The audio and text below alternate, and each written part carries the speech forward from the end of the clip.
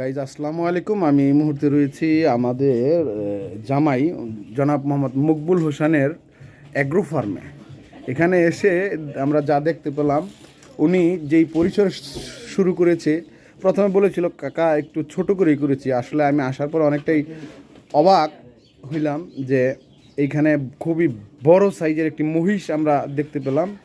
এরপরে কিন্তু আবার এইদিকে আরও দুইটা খুব চমৎকার কালারফুল দুইটা ষাঁড় আমরা দেখতে পাচ্ছি। ষাঁড় আপনারা দেখছেন, কালার দুটো কিন্তু খুব চমৎকার। এটি টার্গেট রেখে জামা, এই টার্গেট কি কুরবানিকে কেন্দ্র করে রেখেছো? কুরবানিকে কেন্দ্র করে করা হয়েছে। এরপরে আরও ইনশাল্লাহ এদিকে আরও রয়েছে। হ্যাঁ, এই একটা জিনিস কিন্তু বন্ধুরা আপনারা জেনে খুব খুশি হবেন, উনি কিন্তু এক ডিলে দুই পাখি মারার চিন্তা ভাবনা করতেছে। একটা হচ্ছে এই যে ছোট ছোট পাইপগুলো দেখতে পাচ্ছেন, এগুলোর যে গরুর যে গোমূত্র মানে গোবর এবং প্রস্রাব দুইটাই কিন্তু এটার ভিতর দিয়ে দেওয়া হয়। নিচে কিন্তু আবার রয়েছে কি গ্যাস প্লান্ট, এটা গ্যাস কি বায়োগ্যাস।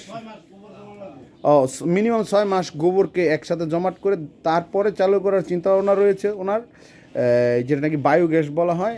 এইভাবে করলে একদিকে আপনার যেরকম অ্যাগ্রো করে ফার্মাররা লাভবান হয়ে থাকে, দ্বিতীয় আবার কিন্তু গ্যাসের একটা চাহিদা কিন্তু তারা পূরণ করতে পারে এইভাবে।